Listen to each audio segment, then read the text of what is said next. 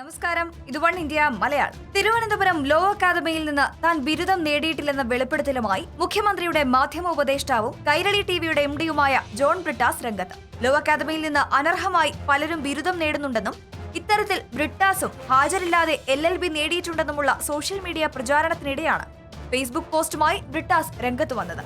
താൻ അവിടെ പഠിച്ചിരുന്നുവെന്നത് സത്യമാണ്, എന്നാൽ ദൗർഭാഗ്യവശാൽ ബിരുദമെടുക്കാൻ കഴിഞ്ഞില്ല. ചിലർ പറയുന്നത് കേട്ടാൽ തനിക്ക് രഹസ്യ കവറിലിട്ട് ഒരു ബിരുദം ലോ അക്കാദമി തന്നു എന്ന് തോന്നും. ബ്രിട്ടാസിന്റെ ഫേസ്ബുക്ക് പോസ്റ്റിൽ പറയുന്നു, അഡ്മിഷൻ ആരുടെയും ശുപാർശ പ്രകാരമായിരുന്നില്ല.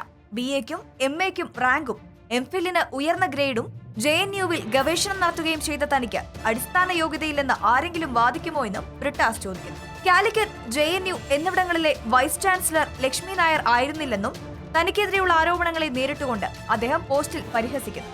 ലക്ഷ്മി നായരെ കൈരളിയിൽ നിന്ന് പുറത്താക്കണമെന്ന ഫേസ്ബുക്ക് പ്രചാരണങ്ങൾക്കെതിരെയും ബ്രിട്ടാസ് പ്രതികരിച്ചു. ഒരാൾക്ക് സിനിമയിലും ടെലിവിഷനിലും പ്രവർത്തിക്കാൻ സ്വഭാവ സർട്ടിഫിക്കറ്റ് ഹാജരാക്കേണ്ടതുണ്ടോ എന്നാണ് ബ്രിട്ടാസിന്റെ പ്രതികരണം.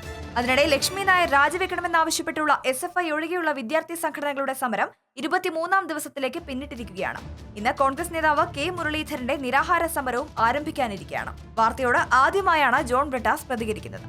ജോൺ ബ്രിട്ടാസിന്റെ ഫേസ്ബുക്ക് പോസ്റ്റിനോട് നിങ്ങൾക്കും പ്രതികരിക്കാം ഒരു കമന്റിലൂടെ. For latest news, like it, share it and subscribe to One India Malayalam.